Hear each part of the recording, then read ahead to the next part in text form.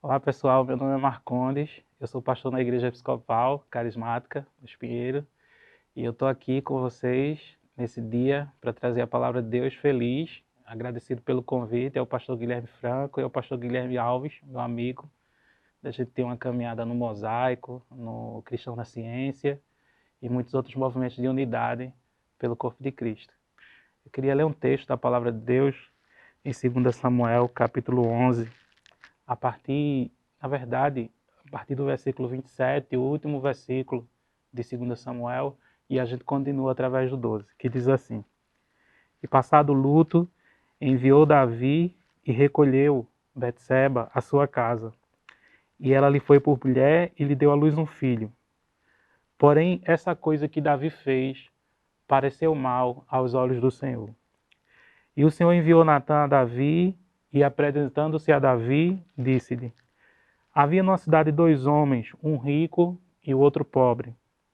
O rico possuía muitíssimas ovelhas e vacas, mas o pobre não tinha coisa nenhuma, senão a pequena cordeira que comprara e criá-la. E ela tinha crescido com ele, com seus filhos. Do seu bocado comia, do seu copo bebia, e dormia em seu regaço, e a tinha como filha. E vindo um viajante ao homem rico, deixou este tomar das suas ovelhas e das suas vacas, para assar para o viajante que viera a ele, e tomou a cordeira do homem pobre, preparou para o homem que viera a ele. Então o furor de Davi se acendeu em grande maneira contra aquele homem, e disse a Natã: Vive o Senhor, que digno de morte é o homem que fez isso. Pela cordeira tornará a dar quadruplicado, porque fez tal coisa, porque não se compadeceu. Então Natã disse a Davi: Este homem és tu. É com esse finalzinho de frase do texto, este homem és tu, que gostaria de trazer a reflexão da palavra de Deus. Quase sempre quando a gente lê essa história, a gente pensa logo em Davi, né? Na verdade, o livro do 2 Samuel foi escrito para falar muito mais sobre a vida de Davi, como é que Davi se estabeleceu no reino. Mas hoje eu queria focar no profeta Natã. Esse homem que aparece no texto compreendendo a dor do coração de Deus, aquilo que indigna o coração de Deus. Outro dia, um amigo perguntou por que é que no movimento carismático, eu faço parte de uma igreja carismática, no movimento carismático pentecostal, a gente tem uma ênfase no profético como uma palavra espontânea do Espírito Santo para exortar, para consolar, para corrigir. E a gente negligencia tanto o aspecto profético da justiça, de denúncia da iniquidade, tão presente nos profetas da Bíblia como o profeta Amós, que dizia assim: Afastem de mim o barulho das suas músicas. Eu já não suporto mais as solenidades de vocês, enquanto o órfão e a viúva vivem aí padecendo necessidade. Flua a minha justiça como um rio. E eu fiquei pensando com essa reflexão dele, a minha resposta foi: na verdade, a igreja é tão diversa e cada uma das igrejas e movimentos e tradições tendem a enfatizar um único aspecto do profético. De fato, grupos carismáticos, como a Bethel, por exemplo, enfatizam essa dimensão do profético de fala espontânea e de palavras específicas de encorajamento. E outros grupos, como os grupos mais reformados, enfatizam a pregação da palavra como ministério profético, como o dom da profecia, em Romanos 12. E, no entanto, outros grupos, mais ligados à missão integral da igreja, como entendida em Lausanne, entendem o profético com esse aspecto de denúncia das iniquidades. Mas, na realidade, o profético é aquilo que está no coração de Deus, é um homem, uma mulher, o profeta, a palavra hebraica Nabi, é aquela pessoa que consegue captar os sentimentos de Deus, o olhar de Deus sobre uma determinada circunstância e trazer essa expressão do coração de Deus. Por isso o capítulo 11, de 2 Samuel, e o versículo 27, Antes dessa entrada de Natan em cena, para contextualizar você, o rei Davi, num tempo de guerra, tinha ficado em seu palácio e da sacada do palácio ele observou Betseba, que tomava banho e, ao contrário do que a imaginação das pessoas constroem preconceituosamente de que Betseba estava se exibindo, ela apenas fazia os seus banhos rituais da tradição judaica da lua nova, numa época que não existia tanta privacidade, sob o telhado de sua casa, e Davi viu. E mesmo sabendo que ela era casada, porque ele procurou se informar, ele a trouxe para o seu palácio e a possuiu. Logo soube que ela estava grávida, e ele tentou esconder o seu pecado, e pegou o seu soldado mais fiel, e tentou várias maneiras fazer com que ele voltasse para casa para encobrir a iniquidade. Toda a sensação terrível, ambígua, que Davi sente em torno disso está descrita no Salmo 51. E no final ele acaba cometendo 2 pecados, um adultério e um homicídio. Quando ele coloca Urias na linha de frente e ele perde a sua vida. O versículo final diz assim: e isto desagradou ao Senhor. Mas não é para falar sobre Davi, que eu estou aqui, como disse no início. É para falar sobre Natan, o profeta. Porque a ação profética, ela se dá nesse contexto de escuta daquilo que está no coração de Deus. Da dor do coração de Deus. Do sentimento do coração de Deus. Do olhar de Deus para as circunstâncias. Não olhar político, não olhar ideológico, não olhar humano. E os sentimentos humanos que podem cometer injustiças, porque o olhar humano é limitado a um determinado recorte circunstancial. Mas aquele olhar que vê tudo é o olho de Deus, é o olhar de Deus. E aquela ação de Davi desagradou ao Senhor. E no meio dessa história aparece Natan rasgando essa narrativa para trazer uma parábola profética. Por exemplo, as parábolas de Jesus, que ele conta sobre o filho pródigo, elas acabavam expondo a religiosidade dos fariseus. Aquela parábola lá do livro de Juízes sobre Abimeleque, que ele conta das árvores que elegeram o espinheiro como seu senhor, fala de como uma denúncia das conspirações políticas por trás de todo aquele processo onde Abimeleque matou os seus irmãos. Esses dias, todos nós temos chorado muito. Os números de mortos pelo Covid já passam de 30 mil. O crime de racismo nos Estados Unidos recente com o nosso irmão George Floyd. Morreu sufocado, pedindo para respirar. A morte do nosso irmão João Pedro no Rio de Janeiro. E tantos outros exterminados pela polícia ou pelo tráfico ou pelo poder paralelo. Mais recentemente, a história de João Miguel, de 5 anos, na nossa cidade, no Recife.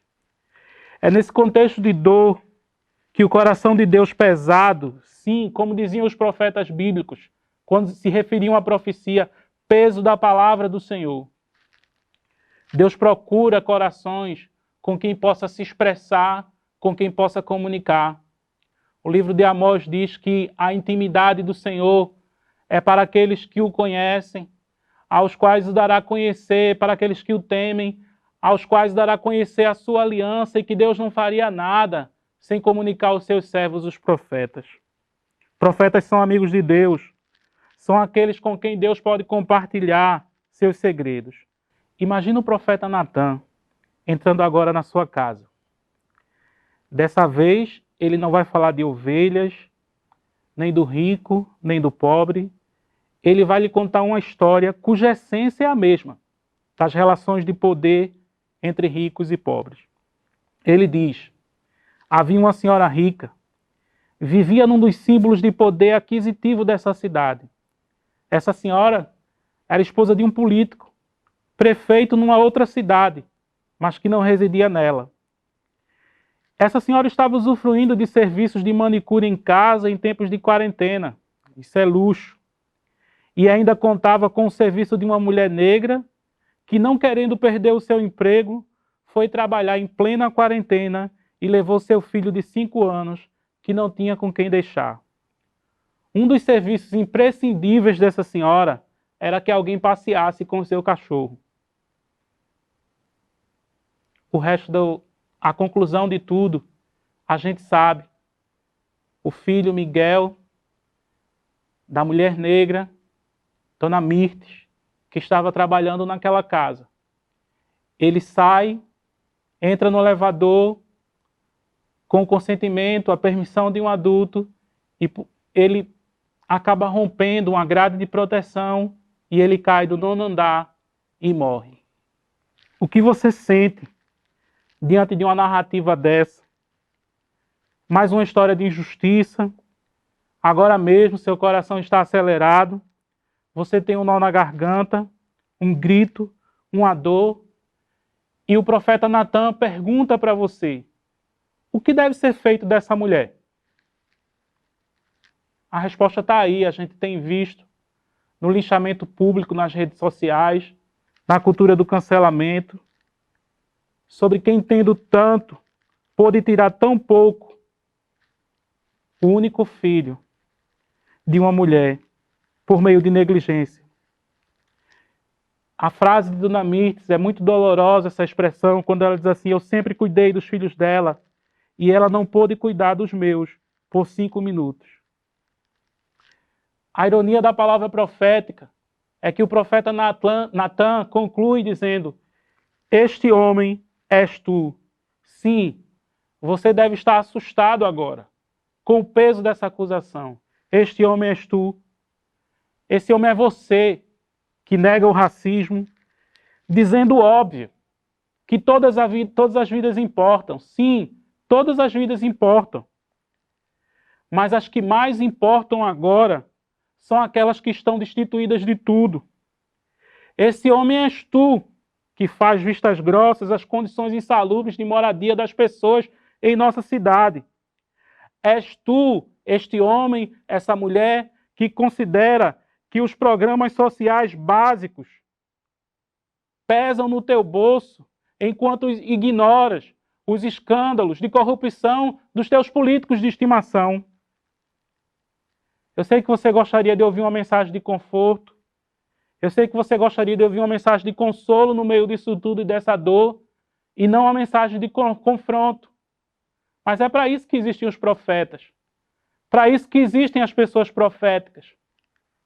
Sim, o pecado não tem somente dimensões sociais, pelo qual a gente pode encontrar uma única pessoa responsável e fazer dela um bode expiatório.